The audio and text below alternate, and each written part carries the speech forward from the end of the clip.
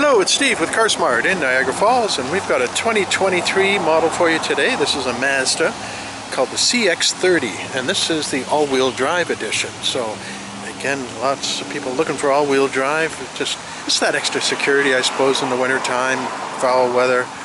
Driving all your drive wheels certainly improves handling. Now this is a intuitive or sort of a intelligent all-wheel drive system. When you're driving on dry roads like today, although it is starting to rain very slightly, you're effectively getting virtually all your power, about 95% of the power or torque going to the front wheels, with a limited amount going to the back wheels.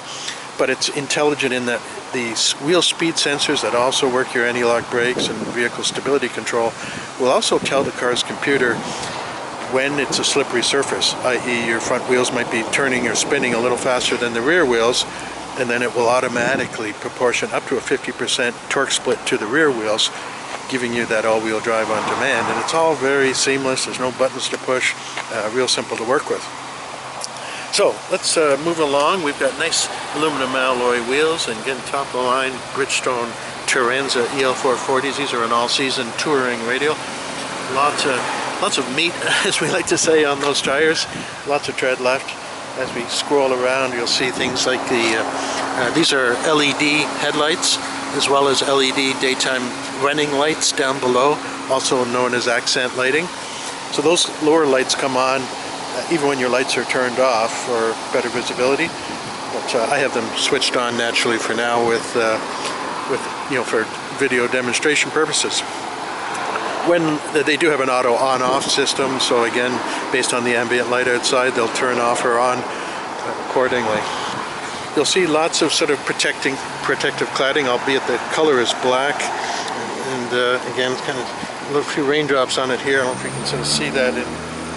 Yeah, it's difficult to come out. But in bright light, this is what they call a mica metallic, which is a very fine grain metallic. Using that mica mineral, it almost changes color and gives it a different look in different light. So a very deep, again, nice paint option. The protective cladding over the wheel arches extends down onto the lower doors. If you swing open the door, you'll see how that sort of protects over the metal, and that's a vulnerable area on many vehicles. That and what we call the rocker panels down below. You'll see this rubberized seal, extra sort of cladding over the metal, and that protects again from the salt and sandblasting that you can get from just road debris, especially in the winter time when salt and sand is spread on the roads. You'll see the little acronym SkyActiv G, and this is sort of a new transmission as well as engine technology that Mazda is using across their lineup. It's a lot of things that really involved in that technology, including direct injection. This is a normally aspirated engine. It's a 2.0 liter, so a small, medium to small sort of four-cylinder. When we say normally aspirated, it's not turbocharged, because there is a turbo option in this model. This is not that one. AWD just denotes the all-wheel drive. Down below you'll see a nice sort of chrome finisher on the exhaust pipe. If you were to sort of look underneath, it's all stainless steel. Mazda used very high-grade components in their exhausts. And of course you got those sort of dual-tipped finishers on the back, so it sort of splits to give you that sort of dual exhaust look, although it is a single exhaust. And then, but again, stainless steel components for longer life. Backup camera under here, of course the rear wiper washer, defroster, has the what they call a diversity antenna built into the rear window as well, and a third LED tail light or brake light up top. These are all what they call LED combination lights, so it's both your braking and your regular lights are all LED illumination as well. And LEDs are brighter, they react quicker, especially under braking, than a regular incandescent bulb. So this adds to the safety of the vehicle. Just better visibility is less likely that someone's going to plow in the back of you, and especially in bad weather with poor visibility. Now it's important to note that the fuel on this is just a regular unleaded, no need for premium gas. That's a locked fuel door. When the doors are locked, they also lock.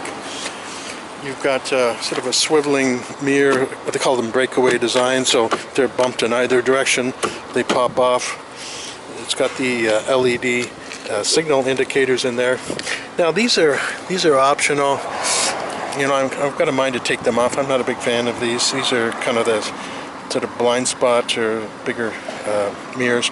This has blind spot indicator from the factory, so I'm going to take those off before we leave it on the lot full time.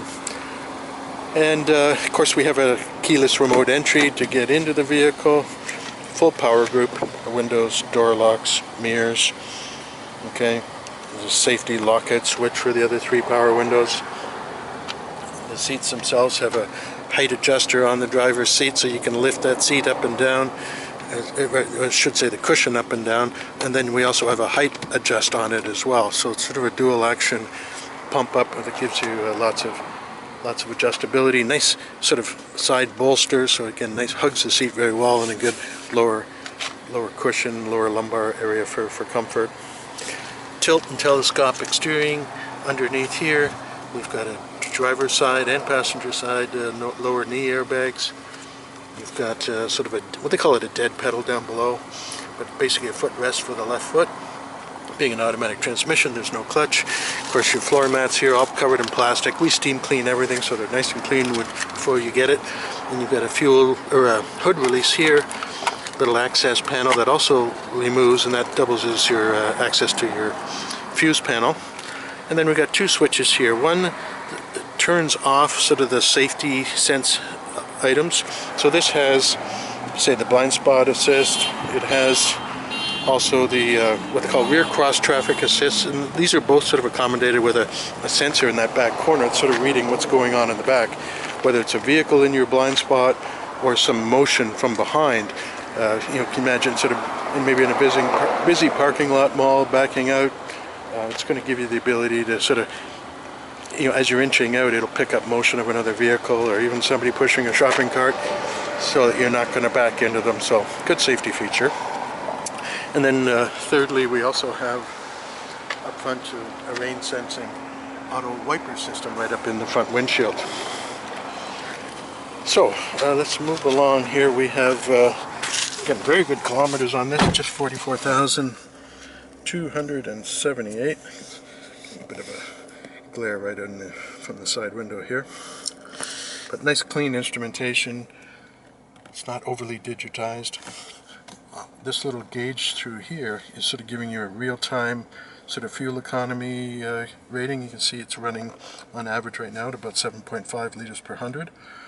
So very good gas mileage. This also, it runs on regular gas too, so that's another big savings. You don't need regular or mid-grade or premium. It runs on regular, the lowest cost fuel.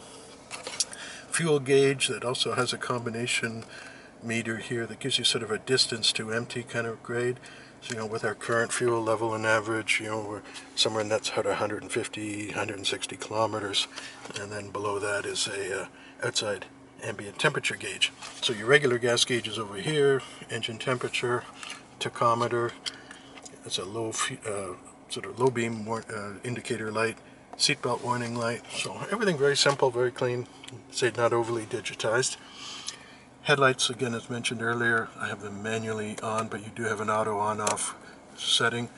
The little button here is your trip odometer to zero out the A and B trip odometers right up on the dash. Of course, steering wheel, nice 3-spoke sort of sport design. Got your cruise control over on the right spoke, on the left spoke. Audio controls with volume, a mute button. Source control, so that would cycle it between AM, FM, or any other media. Again, we'll get into that in a moment with Apple CarPlay, Android Auto options. And then there's an info screen here as well. So this sort of goes through various driving information stuff. So we talked about, for example, average fuel economy.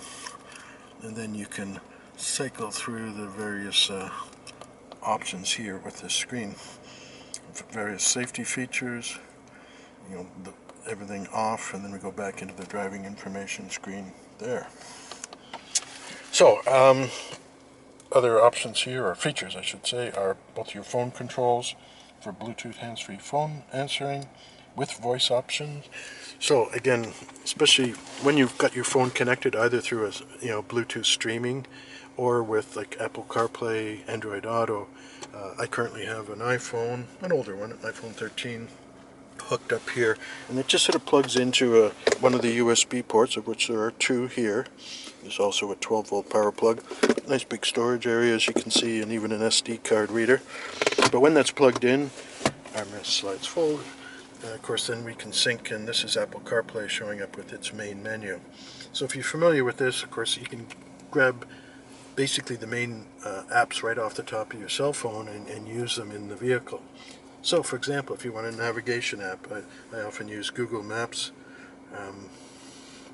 Let's go up and hit Google Maps.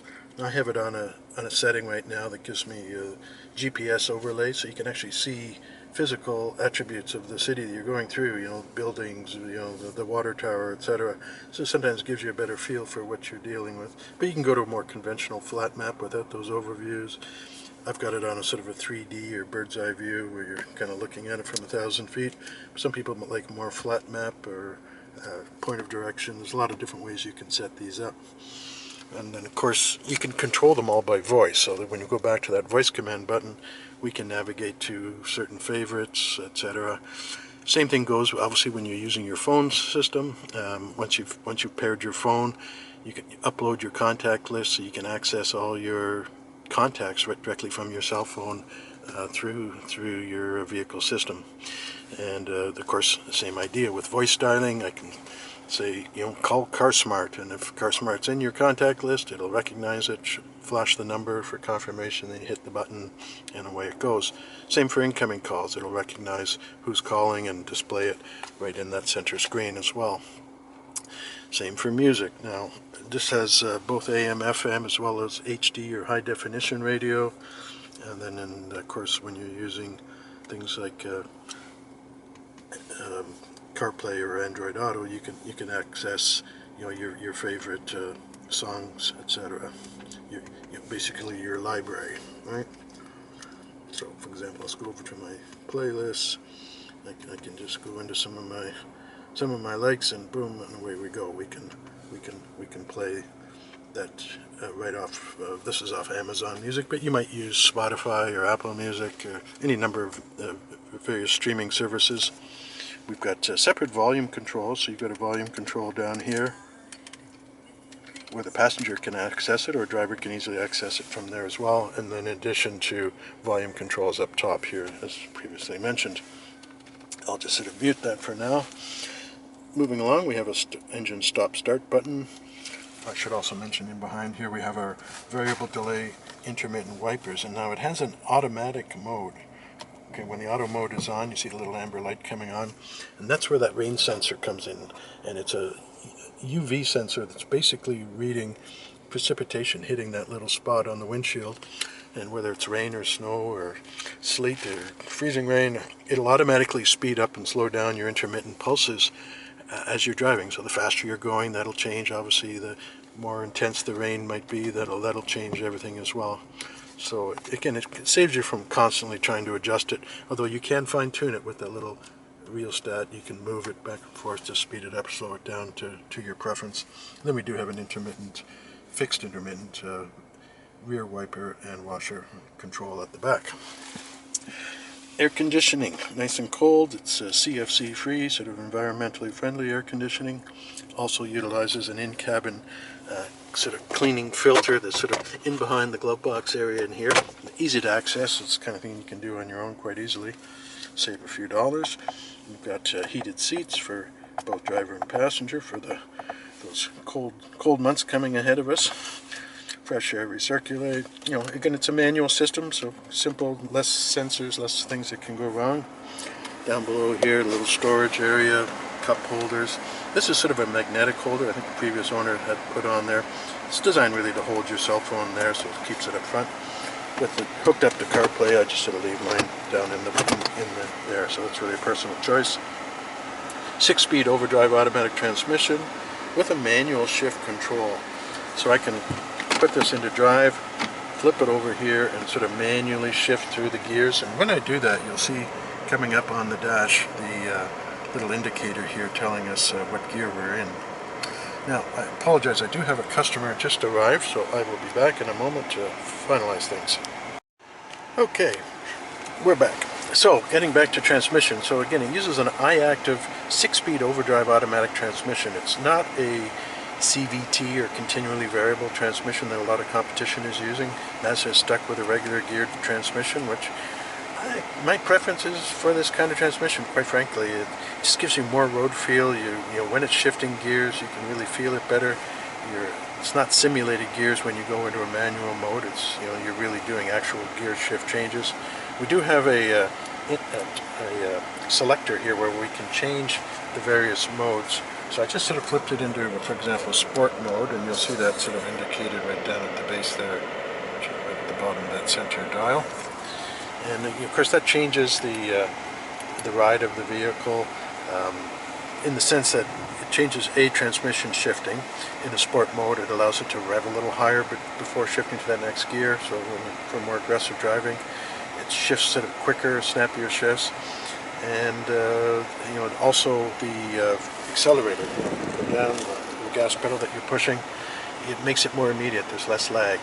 So all these things sort of change in addition to the steering assist, even the power steering assist. It's a variable assist power steering either way, but in the sport mode, a little more firm. It's not quite as light a steering, so again, it tends to give you a little bit more road feel. So all designed for your driving style. You can select that accordingly.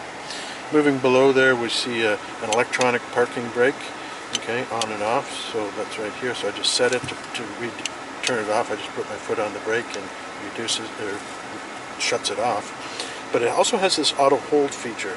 Auto hold, okay, when activated, it's kind of a neat feature. So for example, you're driving along, maybe there's a traffic jam on the freeway, and you know, everything slows down to a full stop. With auto hold on, you can actually release your foot, and it sort of auto holds it into park. And then as soon as traffic starts to move, put the foot back on the accelerator pedal, and just a light touch, and it releases the brake, and you start to roll ahead. So it just allows you to move around, you know, sort of settle your seat, adjust accordingly, and you know, you can do that, of course, at stoplights and everything as well. So again, it's user selectable, so it's not always on. Over here we get into the various, they call it the iCommand controller, but it's sort of a multi-function, almost like a mouse on your computer. Back button, home button, the sort of obviously music or audio selections, and this for navigation. The volume control is here. Tap it to mute, and you'll obviously turn it to move, and it also acts as your sort of fast forward, rewind, select for, you know, whether you're changing stations or changing selections of a track that you're playing on your audio. And then this is a favorites button. You can sort of program this to come up to whatever you like to see up front, you know, whether maybe it's music or maybe it's navigation, etc. Over here, actually, let's take a look at the Carfax history. You'll see again a clean one-owner Carfax history. There's no accidents, no damage records whatsoever on it. We have both its keys. You'll see the Mazda keys are kind of neat that they have the buttons on the side. So you lock, unlock, and then a sort of a panic button. If you push and hold that, you know, often people use it almost like a vehicle locator button. You've probably seen it coming out of a show or movie theater or concert or something, and parking lot, people are honking their horns and lights are flashing. What they're doing is they're hitting that panic button, and you can use it to sort of alert, you know, if you feel at all panicked, like say for example somebody's following you and you're not sure, you know, you don't want to get mugged on a dirt back street or something. Attracting attention will often scare that individual away if you're unsure. The second one here just has a little silicone cover on it, so same idea though as the other.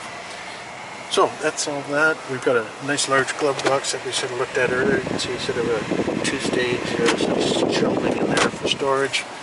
We've got your day-night rear view mirror up top. Sort of a frameless mirror, so it's nice and big. Passenger airbag indicator. So this is telling us that right now, when it says off, that this is turned off, and that's because nobody's sitting in the seat. So it actually has a sensor in the seat that reads the weight and will turn off that frontal airbag if the weight is under about 90 pounds. That's usually about the threshold that they turn on at. So it's sort of recognizing an adult sitting there, it's now safe to do so. So whether it's empty like now, or if you have a youngster sitting in there under that weight range, it turns off that frontal airbag for safety, because airbags are designed for adults. We've got height adjustable seat belts, whiplash absorbing seats and headrests, what they call active restraint systems. And then we also have overhead assist handles. So both front and rear have these handles for entry and exit. And then also with the seat belts we have what we call collision pre-tensioning. So those are linked using the same sensors that will activate your airbags. And anytime a serious accident, more than a little low-speed fender bender occurs, pre-tensioners will tighten those seat belts instantly, literally, in milliseconds, snap of your fingers. And by tightening those belts up, there's no slack in the belts, and it allows them to do their job more efficiently. All the doors have nice big pockets in them with sort of a sleeve at the very front to accommodate like a tall can or water bottle, that sort of thing. And then let's move around. We'll finish up under hood, go into the hatchback.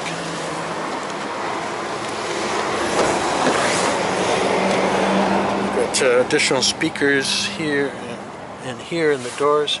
Seat back pocket on the back of the passenger side. On the very underside, I don't know if we can see this very clearly here, but in there are rear seat heat and air conditioning vents, so it's keeping the rear seat comfortable regardless of season. You can see how that armrest in the center flips down. But we have 3 across seating, with a shoulder harness for all passengers. We also have the latch or ISOFIX anchor points. So this is for child seats, so you can affix those in any of the 3 positions in the back. And then in addition, we also have a sort of a 60-40 split folding rear seat that sort of folds nice and flat through to the trunk. Well, there's also child-proof door locks, of course, on the back. So opening up the tailgate, there's just a little soft touch handle here. You can see your LED license plate lights, and of course that's the rear camera. Handy little pull-down handle here as well. You can see over here you've got these pull-out. It's nice sort of sturdy tie-down hooks. They're in all 4 corners. So if you have a big heavy, top-heavy item in the back that you're carrying, you can lash it down with ratchet straps or bungee cords to hold them. Of course, on the back of the seat backs themselves are those little tether strap anchors. Flip this up and you'll see your sort of temporary use space saver tire, jack and tools all located in here. A little extra space for storing stuff. Again, and then it's got the sort of removable cargo cover on the top. So if you've got real tall items, that can pop out and store ahead of the seats. And you've got all kinds of space for storage. Now, let's go under hood here. As mentioned earlier, this is a 2-liter SkyActiv. Sorry, two-handed job here. There we go. So SkyActiv G, again, this is their sort of new technology that's both environmentally friendly and gets extremely good fuel economy. This has been rust-proof. You can sort of see remnants of it here up and around the struts. Okay, you got easy access to the washer fluid, oil, dipstick, and cap. Big maintenance-free battery. Our brake fluid, we've got fuses, relays, air filter goes in here.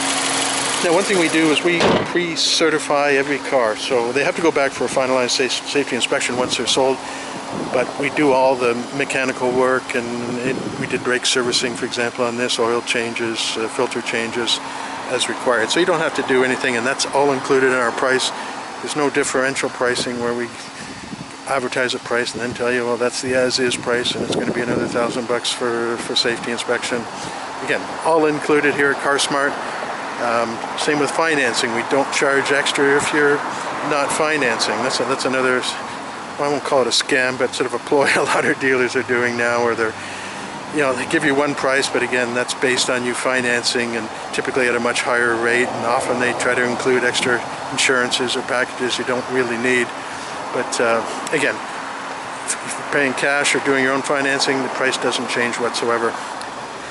Try to keep it simple. No hassles, no haggles. Anyways, I'm Steve with CarSmart. I thank you for watching.